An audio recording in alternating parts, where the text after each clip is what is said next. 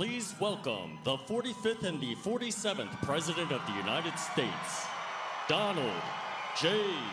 Trump. And I'm proud to be an American, where at least I know I'm free.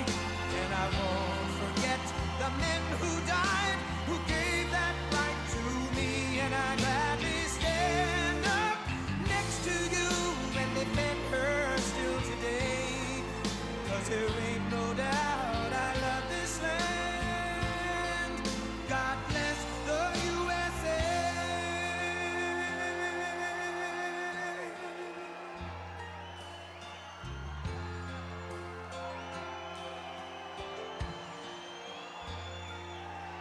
From the lakes of Minnesota to the hills of Tennessee, across the plains of Texas, from sea to shining sea, from Detroit down to Houston and New York to LA, where there's pride in every American heart, and it's time we stand and say that I'm proud to be an American, where at least I know I'm free. And I won't forget the men who died, who gave that right to me. And I gladly stand up next to you and defend her still today. 'Cause there ain't no doubt I love this land. God bless the USA.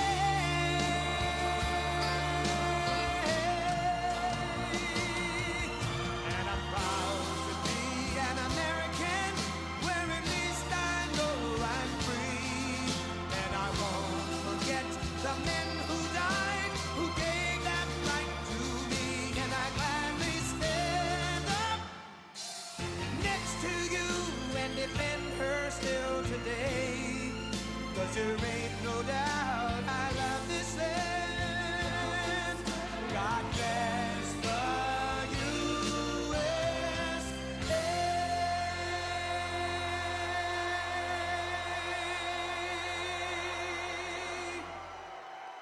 Wow. Hello. Hello, Michigan.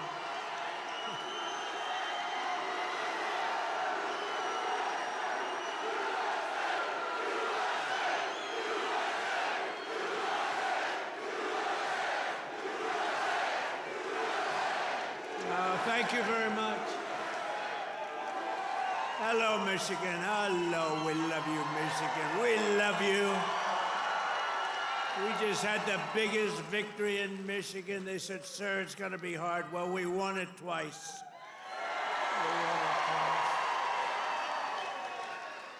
We actually won it 3 times. You want to really know that?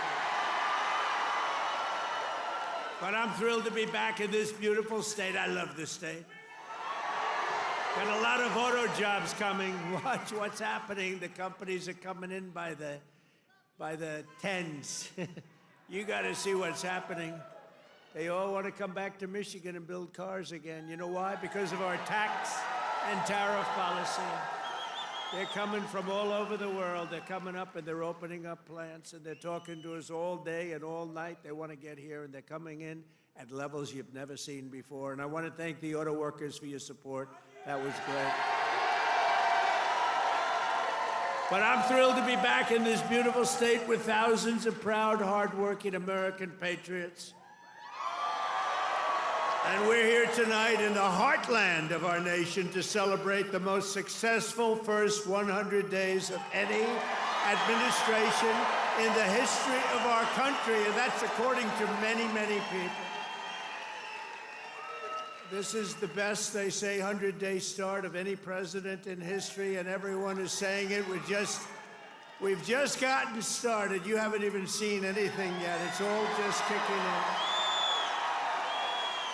And week by week, we're ending illegal immigration. We're taking back our jobs and protecting our great American auto workers and all of our workers, frankly. We're protecting all of our workers. We're restoring the rule of law, which was sort of out the window with this crazy guy we had. How the hell did that guy ever become president? Could somebody explain to me? How the hell did that happen? There's my friend, Blacks for Trump. I like that guy. He follows me. He follows me. We love you. Your whole group has been so supportive over the years. I want to thank you. Everyone thinks I pay you a fortune. I don't know. I don't even know who the hell he is. I just like him. It's true. Thank you very much. Thank all of the fellas. Thank them all. But we're ending the inflation nightmare, the worst that we've had probably in the history of our country, getting woke lunacy and transgender insanity the hell out of our government. We're stopping the indoctrination of our children, slashing billions and billions of dollars of waste, fraud, and abuse. And above all, we're saving the American dream. We're making America great again, and it's happening fast, too. What the world has witnessed in the past 14 weeks is a revolution of common sense. That's all it is, really. We're conservative.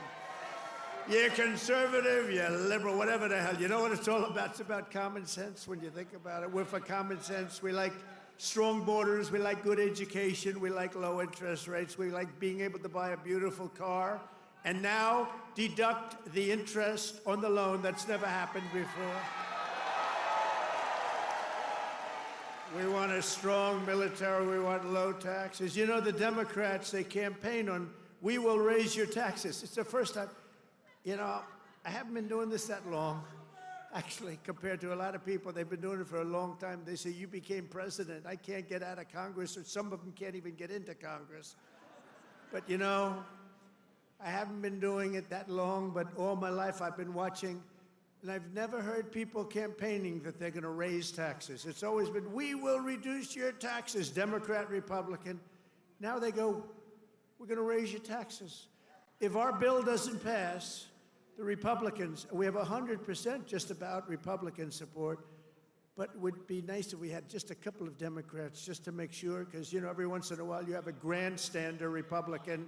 We have some grandstanders, but every once in a while, not many, but remember who those grandstanders were and vote them the hell out of office, okay? Will you do that? Vote them out of office. You know, they do it they're morally bound. You know what the answer is? If you don't get it, you're going to have the highest tax increase in history instead of the greatest tax cut in history.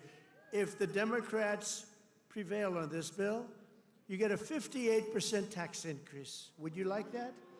These are the Democrats. But I've never seen all the years they campaign, we will raise your taxes. I say, this country has gone crazy.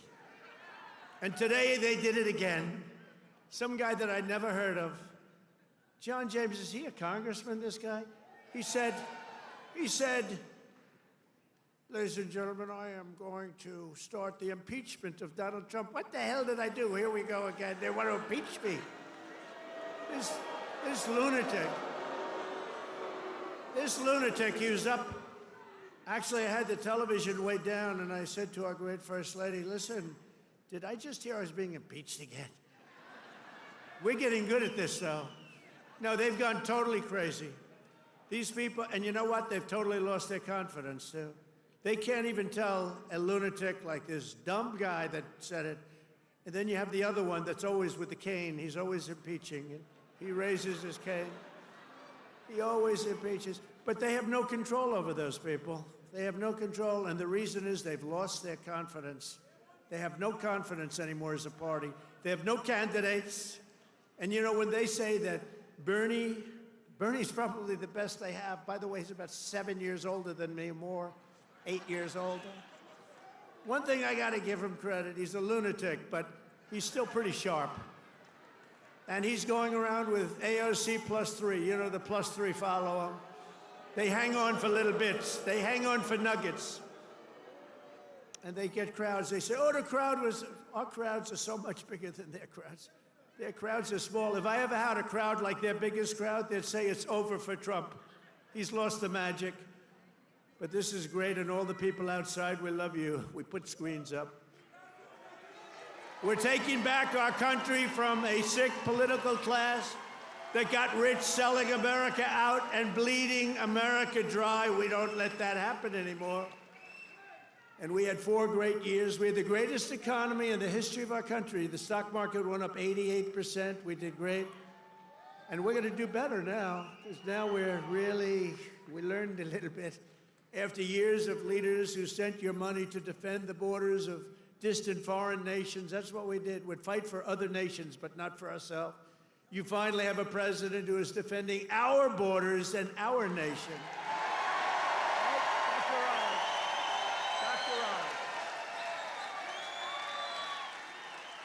After decades of politicians who destroyed Detroit to build up Beijing, you finally have a champion for workers in the White House, and instead of putting China first, I'm putting Michigan first, and I'm putting America first.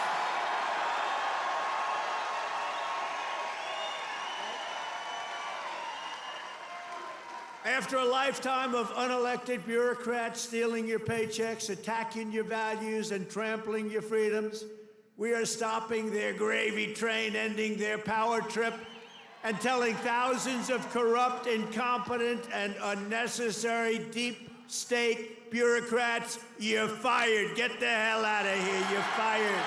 Get out of here.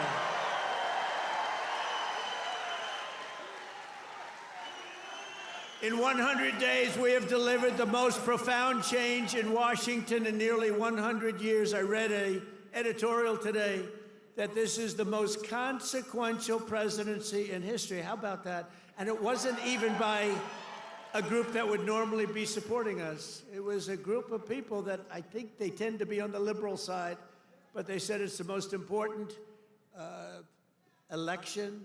The November 5th, it changed it all. You have to see, well, you hear some of these numbers, but that is the most consequential election that we've ever had in our country. And what a nice thing. I'm going to start again subscribing to that particular paper. Even if I don't read it much, I'm going to subscribe. But it was a very nice compliment, especially from them. They know who I'm talking about. We're ushering out the long reign of special interests and the radical left lunatics, and we're ushering in the golden age of America. That's what we have.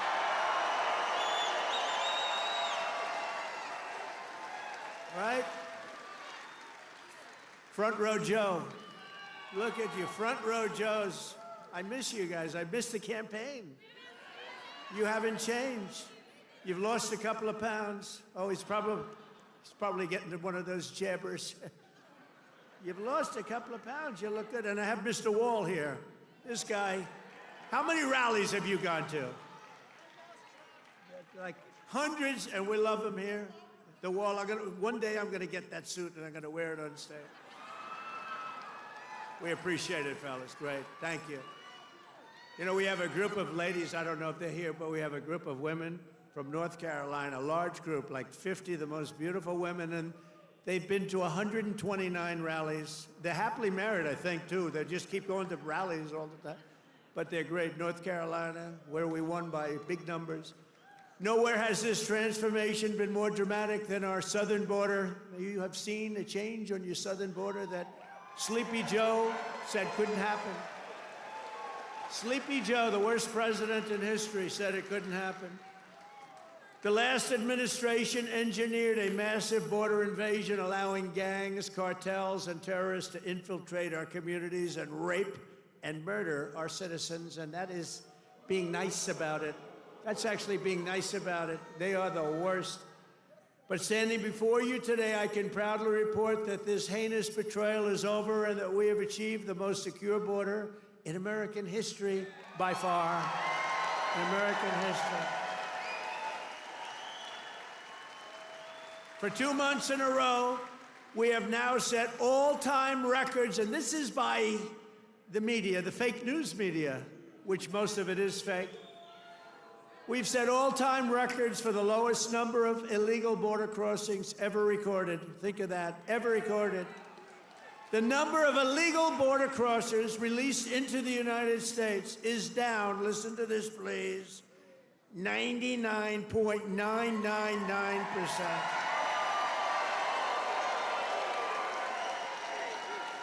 Think of that, 99.999. 3 people got in. 3. And I got angry as hell at Tom Homan. How did you allow 3, Tom? I called up Christie. Christie Noem's doing a great job, Tom Homan. I said, how did you allow 3 people? No, they allowed a few in for medical reasons. They had a couple of were very sick. The ones that got in were really very sick, and we had to take care of them, but it was a few people. But 3 people got in versus hundreds of thousands in the last administration. Hundreds of thousands a month were pouring in. Biden had no control.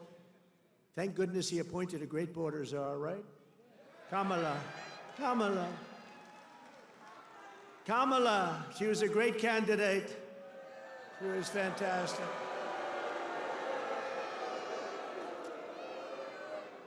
Joe Biden was down 35 points. The debate was not a good one for him. He said, you know, if I didn't debate, I could have gone all the way. He was down 35 points, and they decided to replace him. Nothing ever happens like what happens to me. It never happens to anybody else. I had to beat 2 candidates, so he's down. This is like you're in a fight. Dana White, the UFC, you're in a fight, and you're just beating the guy so badly, and they say, oh, let's put in another fighter. That's what happened.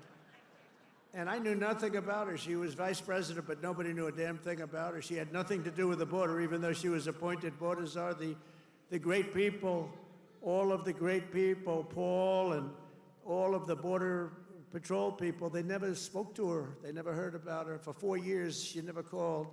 But there's never been such a difference in anything as the difference between the border today and the border what it was just 6 months ago. So I want to say congratulations, America. It's about time. If we had not won the 2024 election, oh, does that sound good, right? We won the 24, all that work. The radical left Democrats would right now be importing the next 10 million invaders and giving amnesty to 30 or 40 million illegals, many of them criminals, many of them, frankly, murderers and people of crime at the absolute highest level. Real bad people. It would only be a matter of years or months until America itself became a failed third world nation. That was happening to us. We were going to be a third world nation. I'll tell you what, if these guys won, if this group of radical lunatics, and by the way, you know, Biden, we find out that whoever operated the auto pen was the real president, and Biden knew nothing about it.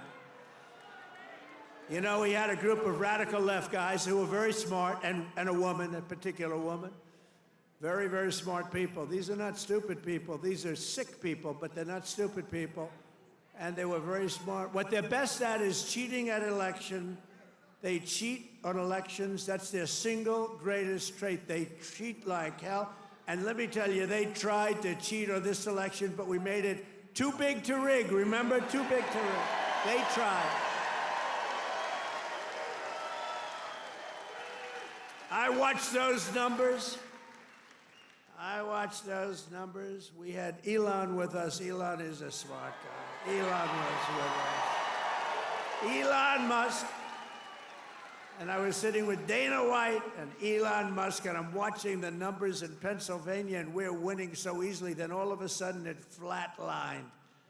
And I said, you know, I think they're cheating again. Look at this. What's going on? I think they're cheating again. And Elon looked at us. He goes, no, you're going to win. They just don't know it yet. And about 15 minutes later, we won, you know, sort of crazy. I'll never forget. You're going to win. They just don't know it yet. But you know what? We made it too big to rig. It was too big. Starting on day one, I deployed the U.S. military to defend our country from the invasion of our border. I shut down all migrant flights. Do you remember when we're talking about people coming in, they're trying to deny it, okay? So people are flowing in. They say, no, I don't see any people. It's like, what's wrong? But then we saw airplanes going overhead. We said, what the hell are those airplanes doing? Big Boeing 757s were traveling right overhead, loaded up with people. I say, where the hell are those planes going? They were loaded up with migrants coming in illegally, flying in by plane, paid for by the U.S. government. I'll tell you, they are sick. Remember that day? That was the day we found out that not only do we have to defend it here, we have to defend it not only in the water, but we have to defend it in the air. The planes were going over us. I said, what the hell is that? I banned all welfare to illegals, and I signed an order that will end automatic citizenship for the children of illegal aliens. No citizenship. For years, Joe Biden and the media told us that stopping the flood of illegal immigration was absolutely impossible. He said it was impossible. He didn't know what the hell anybody was talking about. He said it was impossible, that the president had no power to stop what was needed in the form of legislation. He needed legislation. He had no power to get it. But it turned out that all we needed was a new president.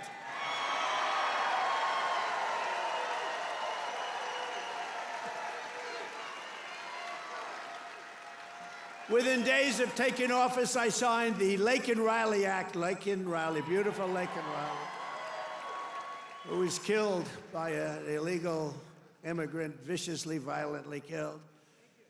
But I signed the Laken Riley Act to facilitate the expulsion of dangerous criminal aliens, and when necessary, we had to put them in jail. We couldn't take a chance that they'd come back in again. In recent weeks, ICE, who are great, these people are great, has arrested dozens of child rapists, along with murderers, kidnappers, drug traffickers, and thieves, and frankly, people from mental institutions. We've designated 6 murderous Mexican drug cartels as foreign terrorist organizations.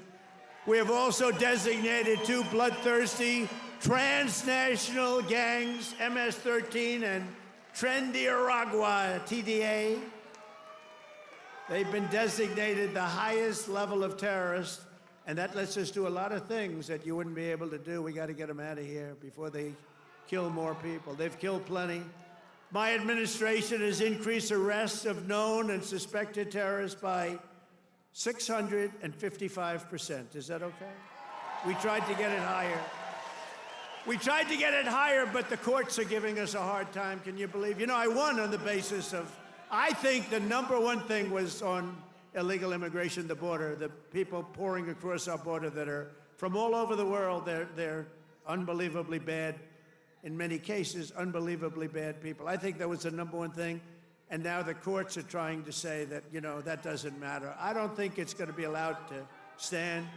Democrats have vowed mass invasion and mass migration. We are delivering mass deportation, and it's happening very fast. And the worst of the worst are being sent to a no-nonsense prison in El Salvador. Why don't you watch this? Watch this. Take a look.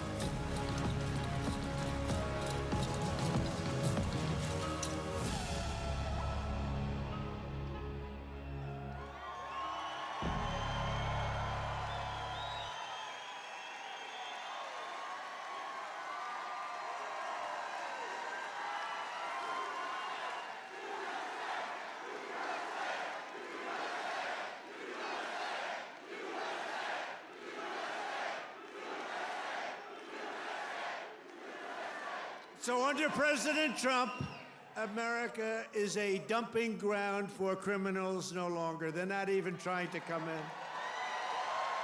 But while we're fighting to protect Americans, the radical left Democrats, who are so bad for this country, are fighting to protect TDA, you just saw that, and MS-13 criminals, and you don't even know which is worse, but they are the top of the line. For years, Democrat politicians did not raise one word of protest as American women and girls were raped and slaughtered by these monsters. They were raped and slaughtered by numbers that you don't even want to hear about. But the second we try to deport them, the radical Democrat Party is racing to the defense of some of the most violent savages on the face of the earth. Who the hell would vote for these people? They're racing to the courts to help them, but this is not what the people want. This is not what they voted for in record numbers. I won the election. We won every swing state. We won the popular vote. And we got 312 electoral college votes. And just this month, 2 Venezuelan members of TDA, Tren de Aragua, were arrested in Washington state for kidnapping a 58-year-old woman, driving a power drill through her hand to extort her bank account information, shooting her, leaving her for dead. And miraculously, she just survived, but she's not feeling so well. In January, Tren de Aragua member in Chicago kidnapped 3 women, took them in an alley, lined them up, and shot them each in the head. They all died. And the FBI recently assessed that these vicious gangs have been sent by the foreign regime in Venezuela to foment violence and instability in the United States of America. Can't let that happen. And it's not just, in all fairness, not Venezuela. It's all over the world. It's all over. They come in from the Congo. They come in from Africa. The Congo, they emptied out their prisons into our country. But they come from Africa, Asia, South America. They come from all over bad parts of Europe. That's why we've invoked the Alien Enemies Act to expel every foreign terrorist from our soil as quickly as possible.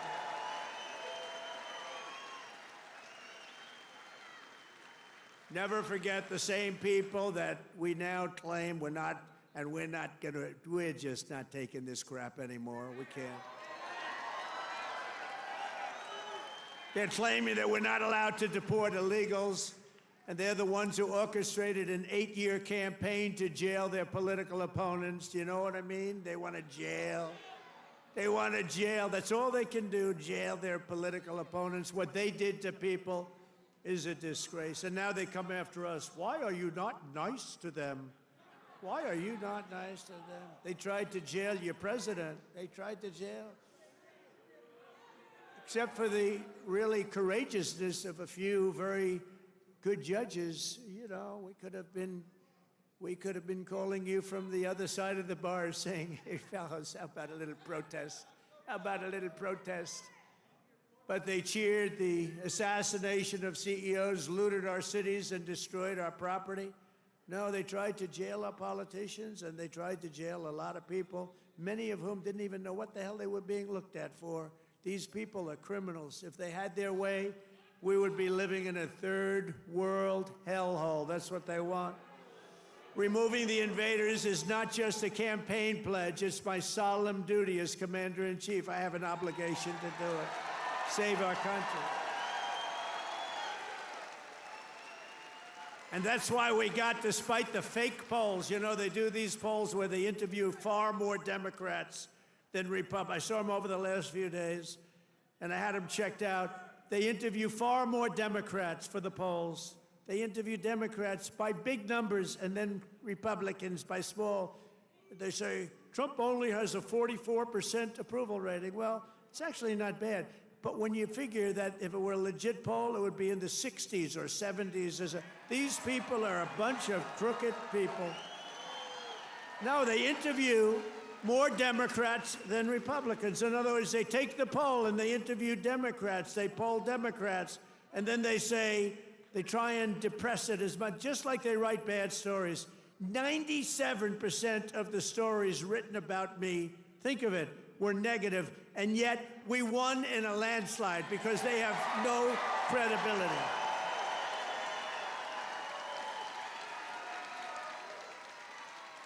And also, we cannot allow a handful of communist radical left judges to obstruct the enforcement of our laws and assume the duties that belong solely to the President of the United States. Judges are trying to take away the power given to the President to keep our country safe, and it's not a good thing. But I hope, for the sake of our country, that the Supreme Court is going to save this, because we have to do something. These people are just looking to destroy our country. Nothing will stop me in the mission to keep America safe again. It's very simple. Keep America safe again. And our first 100 days have also produced historic results in the battle to defeat Biden's inflation disaster and bring jobs and wealth back to America, and bring them back to Michigan, okay? We want to bring it back. As an example, since I took office, the cost of eggs is down 87%. Now, right? You remember a few weeks ago, before Thanksgiving, before we heard about it, I heard about it a long time ago. Before Thanksgiving, I heard about it. And then I was hearing that I wasn't president. This guy was barely president. Nobody knew, was he president? Who the hell was president? To this day, I say it was the one that operated the auto pen, but what do I know? But I was hearing about eggs, and then all of a sudden we have a great election victory. And my first week in office, they start screaming at me, "What about the price of eggs? Eggs, eggs." I said, "I've only been here for 6 days. I was there 6 days." I said, "What's wrong with eggs?" They said, "The price of eggs has gone through the roof, and you won't be able to have them for Easter." So I put our very capable Brooke Rollins, who's our wonderful Commissioner of Agriculture that you know in Michigan. I said, "Brooke, I've only been here 6 days before I heard, maybe even less, maybe 5, maybe 4. But it was my first week. And I said, "Brooke, you got to save me here. I'm getting killed about eggs. What the hell's going on with eggs?" She said, "Well, you can't get them. The price is through the roof, and it looks like we're going to have a real problem for Easter. You're not going to have eggs." I said, "Brooke, that doesn't sound politically viable to me. That doesn't sound good. Because nobody's going to believe me when you get out there that it's Sleepy Joe Biden's fault. So, Brooke, you got to get going, Brooke, please." And she did a great job. And you had so many eggs for Easter, and your price was down 87% from that point. Prices are coming way down. You know, the fake news doesn't say. They said, he pledged. Now, I pledged safe borders. I pledged all sorts of things. But they said, he pledged to bring prices down. Well, that's what I've done. They're trying to say the prices have gone up. Your energy, your car, your gasoline, they have 3 states this week, a couple of days ago, that were $1.98 a gallon. So gasoline prices are down by a lot. Energy prices are down. Mortgage rates actually just went down. Prescription drug prices just saw their largest monthly decline ever recorded. How about that? Remember what you heard. Prescription drug prices just took the biggest plunge ever since they've recorded the prices, which have basically gone up, except for my 4 years. They did pretty well, but we got to know that system. The system is a bad system, but they just took the biggest dive ever in the history of prescription drug prices. Think of that. That's a big thing. I got to say it again and again, because they will never tell you that. The fake news will never tell you that. Grocery prices have gone down. Everything's gone down. And yet, I saw this person on MSDNC, which I think is probably even worse than CNN. It's probably worse.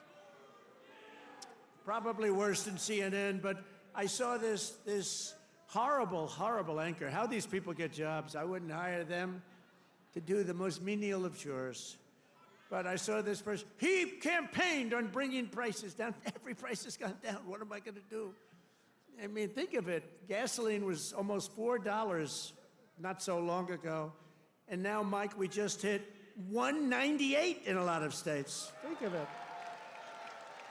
And they're saying, and you know what? And inflation is basically down. And interest rates came down despite the fact that I have a Fed person who's not really doing a good job, but I won't say that. I want to be very nice. I want to be very nice and respectful to the Fed.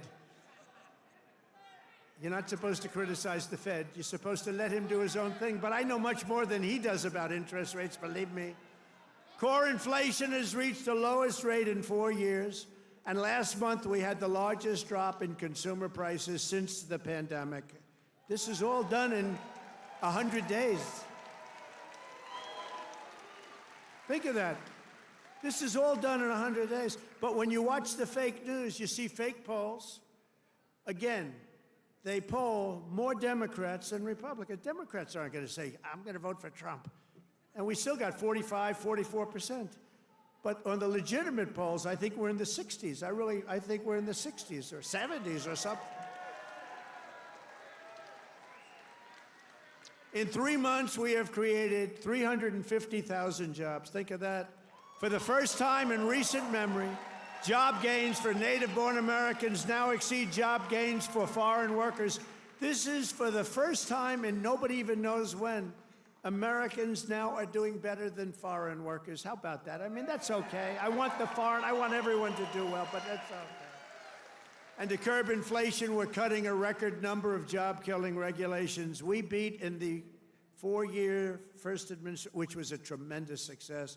We cut more regulations than any president in history, including 2-term presidents, including Roosevelt, who was more than a 2-term president. We cut more regulations than any president in history in 1 term, and now our 2nd term. And, you know, I don't know why. It was so important to win because they used to say, the fake news, to be a great president, you have to serve 2 terms. So now we're going to serve 2 terms. Now they've taken that one. Cross. Right? Right, Dr. Oz? Cross that one off. Cross that one off. No, they say it all the time. When I was out, they say, well, they go out.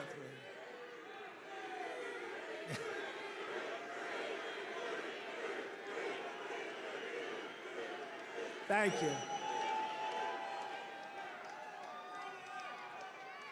Thank you. Sure. But we've ended the radical left. Well, we actually already served 3, but if you count. But remember, I like the victories. I like the 3 victories, which we absolutely had. I just don't like the results of the middle term, the results. I don't want those results, John. I don't want those results. What results? What a disgrace. If we would have had this group for another year, we wouldn't have a country left. I really mean it. I don't think we would have had a country left. And now we're respected all over the world. They're coming from all over the world to see you, President. They're coming from India. They're coming from France. They're coming from Spain. Yeah, they're coming from China, too. Yeah, they're coming from China. They're coming from all over the world to see you, President. They want to make a deal. They want to make a deal. And, you know, we'll make deals, but we don't have to. We are the ones that have the product. We are the ones at the United States. They want a piece of our product. We can just set the price. But I want to be respectful and I want to be nice. But if it takes too long, I'll just set a price. Say, you could buy or you don't have to buy. We lost, think of this, we lost billions and billions of dollars a day. Billions, not millions, billions of dollars a day. And under Sleepy Joe Biden. What's better, Crooked Joe or Sleepy Joe? Ready? A poll, a free poll. Because these pollsters are so corrupt. This is a real poll. We're going to poll Crooked Joe or Sleepy Joe. Ready? What's a better name for us to call him? Sleepy Joe? Or Crooked Joe?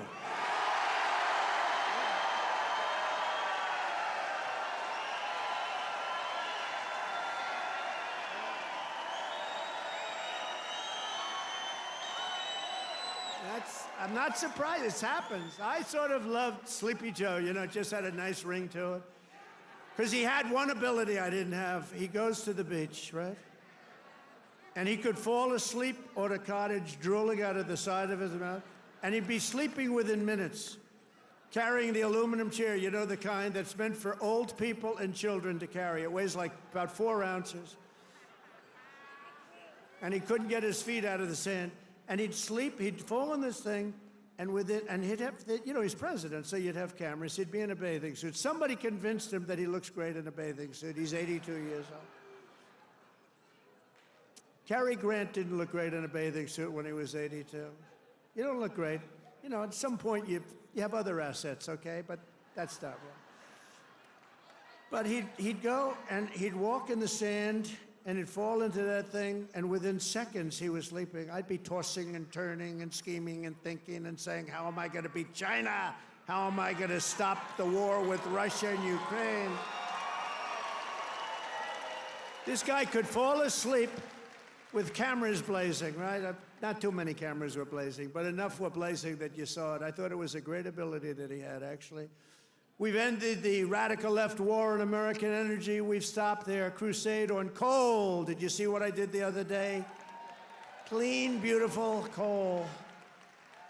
I said, you're not allowed to use the word coal unless you say clean, beautiful coal. So you have guys getting up, Department of Energy. We have great people at Department of Energy. They talk about clean, beautiful coal. You know, China uses coal. They're opening up a coal plant every week. A massive coal plant, but we're not allowed to use it, but now we are, because last week I gave it absolute, total approval. And you know what I don't give approval to? Those stupid windmills that go round and round and round. And we've ended the Green New scam. We've reopened ANWR, the greatest drilling site anywhere in the world, in Alaska, and implemented the new energy policy of the United States. You know what it is? We have a policy. It's called Drill, Baby, Drill. That's our policy.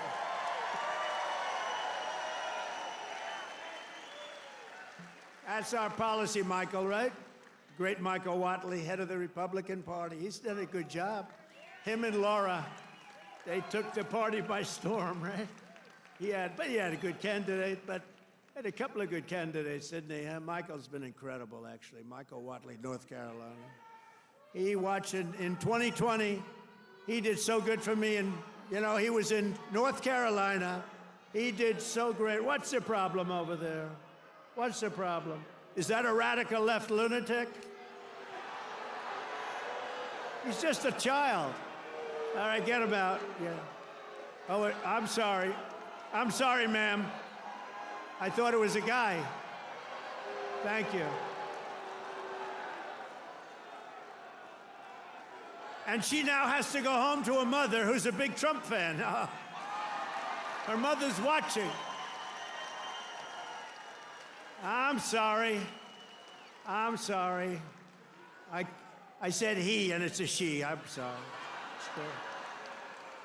To keep my promise to the great state of Michigan, I terminated Joe Biden's insane electric vehicle mandate, where you were mandated to buy an electric vehicle. You were mandated within just a few years to buy an electric vehicle. How about that? And you know what?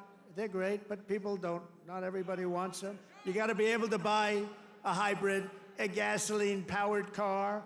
You can buy lots of different cars, but you can't be mandated to do anything. And I've already proudly imposed a 25% tariff on all foreign automobiles, any foreign car, like they do to us. This is going to create more jobs in this state and this country. And to help these automakers bring their factories home as rapidly as possible, I've just signed an executive order to give partial tariff rebates to any company that assembles its cars right here in the U.S. In other words, if they can't make it in time because they have to do it here, otherwise they have it, I'm giving them a little bit of a break, right? They took in parts from all over the world. I don't want that. I want them to make their parts here. But I gave them a little bit of time. It's 15% and then 10% of the parts, so it's not so bad. Somebody would say, oh, well, that's a change in parts. It's not. It's called a little flexibility. The guys were crying. They love it. Everything's good.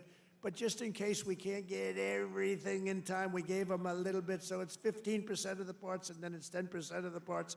We give them a little time before we slaughter them if they don't do this. Right. They're going to make so much money. They're going to have so many jobs. No, but jobs are way up. Jobs are way up. We're pleased to be joined tonight by Brian Pannebecker. Do you know who that is? Of the auto workers for Trump. And Brian is a union guy, loves the unions, loves everything, but he knew that Trump was right. Brian, come up here, Brian. I got to see Brian.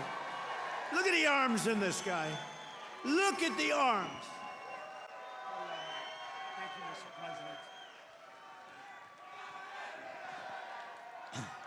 Thank you, Mr. President. Thank you, Mr. President.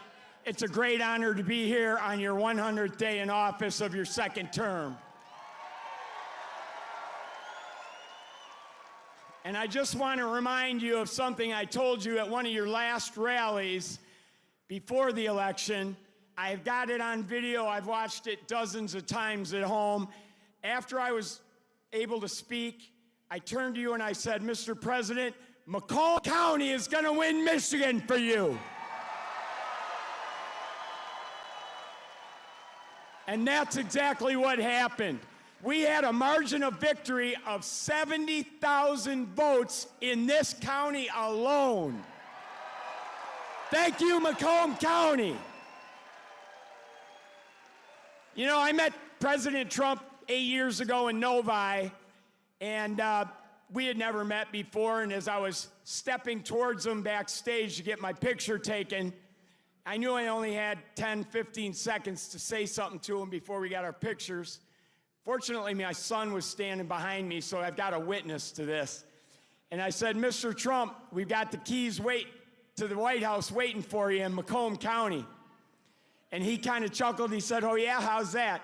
And I said, well, Macomb County is the home of the Reagan Democrats. If you come to Macomb County and you ask for their support and you get it, you might win Macomb County big enough to carry the whole state of Michigan. And that's exactly what he did.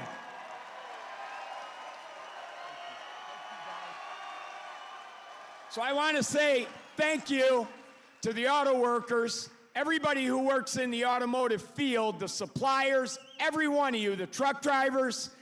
Thank you so much for supporting the greatest president in our lifetimes.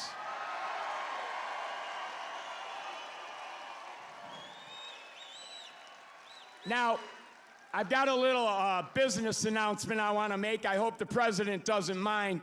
But when I was backstage with him earlier and got my picture taken, I said, Mr. President, I've got a deal that you can't refuse. And he said, what's that? And I said, well, I'm writing a book, and it's going to be about my political journey. I've been involved in some things here in Michigan, conservative causes like right to work and the Michigan Civil Rights Initiative. And I said, you have a publishing company, Winning Team Publishing. It's run by Don Jr. and his partner. I said, I'll agree to use your publishing company if you agree to write the foreword to my book.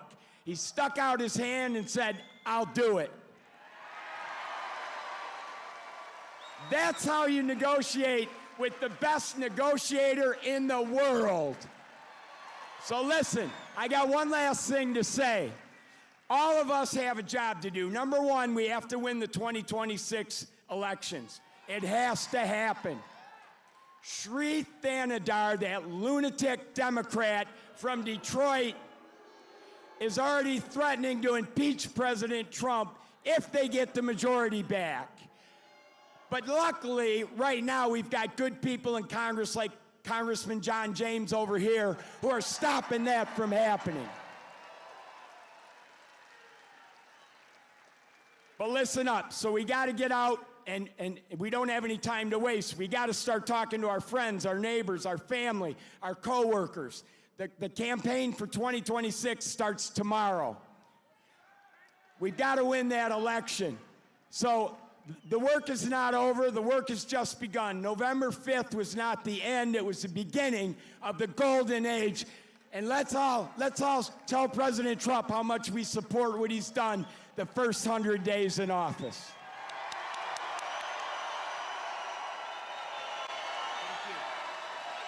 Oh yeah, I forgot. There's one other thing I wanted to say in front of all these thousands of people to President Trump. President Trump, I love you.